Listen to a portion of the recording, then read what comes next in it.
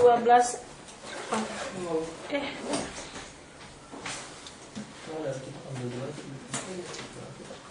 Injil Yohanes pasal yang ke-12 Ayat 37. ayat 37. Injil Yohanes pasal 12 ayat 37.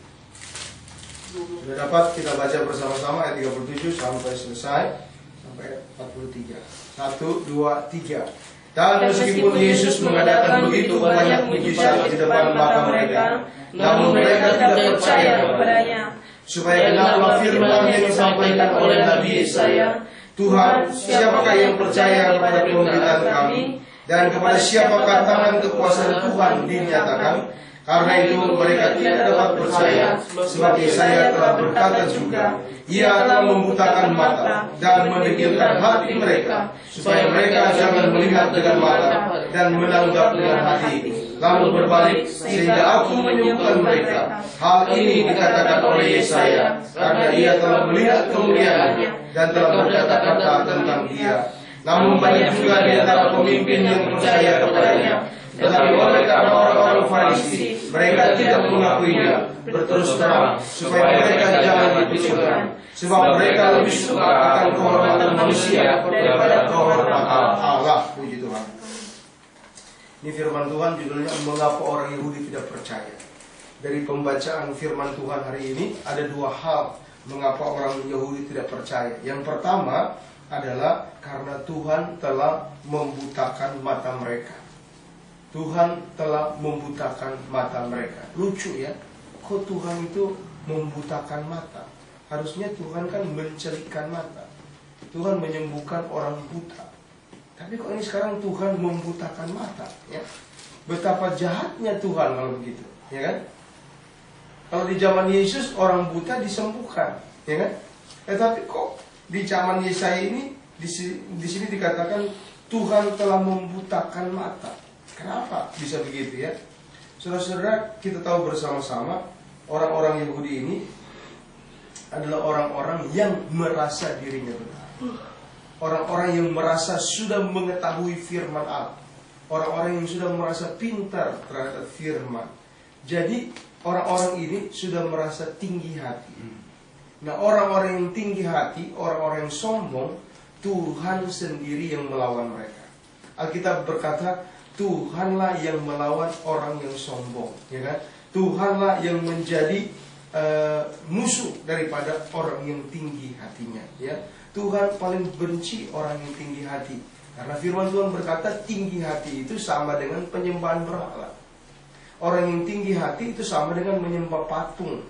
Orang yang tinggi hati, orang yang sombong itu sama dengan menyembah Allah lain. Maka saudara, walaupun orang ini ciptaan Tuhan, walaupun orang ini dikatakan hamba Tuhan, walaupun orang-orang Yahudi ini orang-orang yang mengerti firman Allah, yang melayani di bait Allah, yang mempersembahkan korban kepada Allah, yang memberikan banyak hal-hal yang dikerjakan oleh Allah dalam kehidupan mereka, tetapi Tuhan sendiri melawan mereka. Tuhan sendiri membutakan mata mereka. Tuhan sendiri mendegilkan hati mereka. Nah ini saudara, ya. Makanya kita sebagai manusia jangan sombong dengan keberadaan kita. Jangan kita menjadi sombong dengan kebisaan kita. Wah, saya udah bisa ini, saya udah bisa itu. Wah, saya pengerja begini, saya pengerja begitu, ya.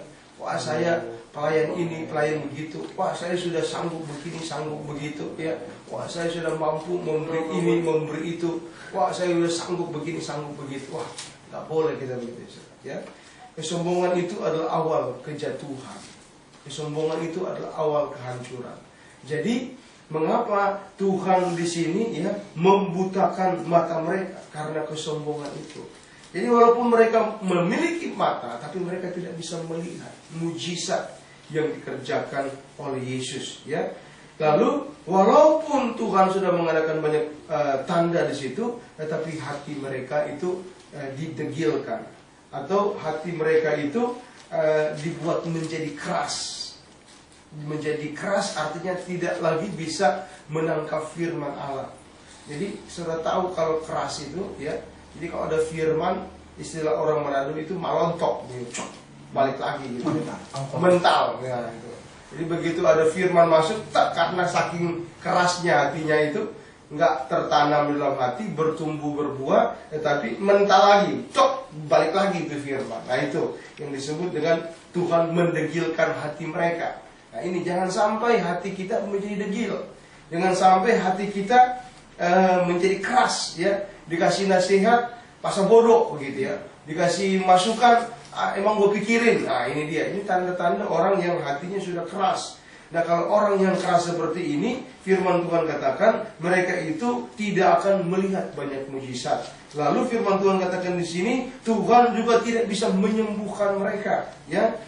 Di sini firman Tuhan berkata, dan supaya mata mereka bisa melihat dan menanggap dengan hati, lalu berbalik sehingga aku menyembuhkan mereka begitu ya.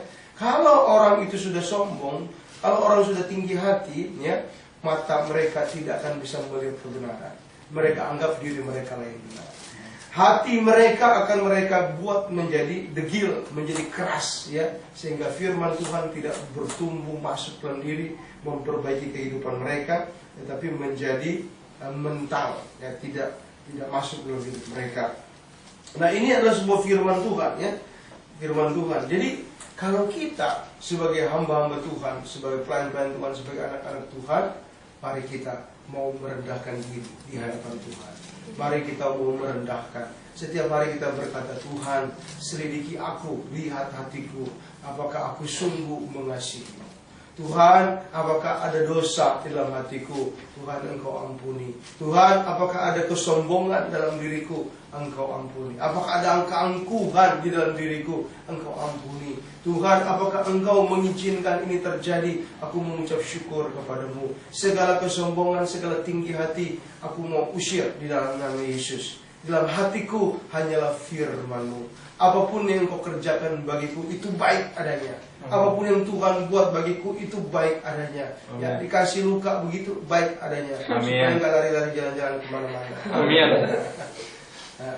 Dikasih pencobaan, dikasih tantangan ya, itu baik adanya. Kita mengucap syukur kepada Tuhan ya. Dikasih persoalan apapun itu adalah kita mengucap terima kasih kepada Tuhan. Lalu kita setia dalam perkara kecil, Tuhan mempercayakan kepada kita perkara yang besar ya. Mari kita rendahkan hati kita. Setiap pagi, Tuhan selidiki aku, lihat batinku, apakah aku sungguh mengasihi Engkau ya. Kalau kita dengan sungguh-sungguh datang kepada Tuhan ya, buang benci, buang marah, buang sakit hati, buang iri hati, buang dosa, buang hawa nafsu, buang persinahan dari dalam diri kita, maka kita akan melihat kemuliaan Tuhan. Amin. Tuhan akan mengadakan mujizat dalam hidup kita kalau kita melakukan hal itu. Amin. Amin. Gitu. Demikian firman Tuhan.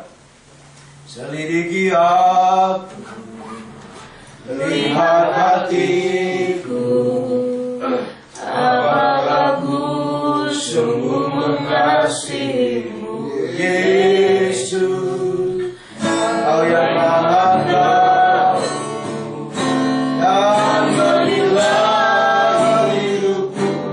Tak ada yang tersembunyi bagimu.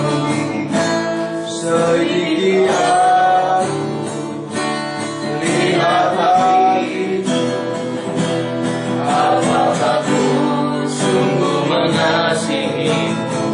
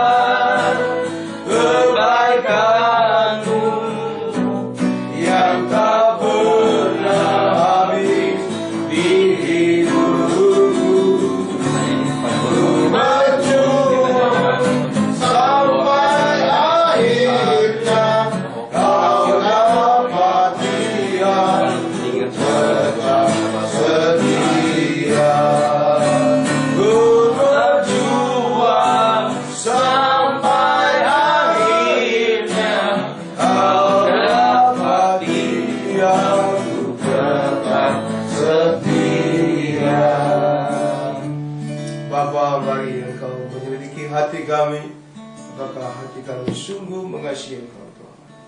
Jikalau ada kesombongan, keangkuhan dalam hati kami, Engkau ampuni Tuhan. Engkau ampuni Tuhan.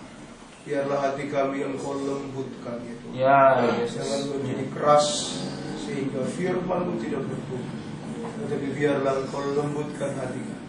Berikan kepekaan kepada kami untuk taat firman, untuk melakukan firman. Engkaulah yang menyelidiki hati. Engkaulah yang memperingatkan kepada kami. Ajari kami untuk merendahkan diri di hadapan Engkau. Dan Engkau akan meninggikan kami pada waktunya. Terima kasih banyak ya Bapa. Terima kasih banyak Tuhan.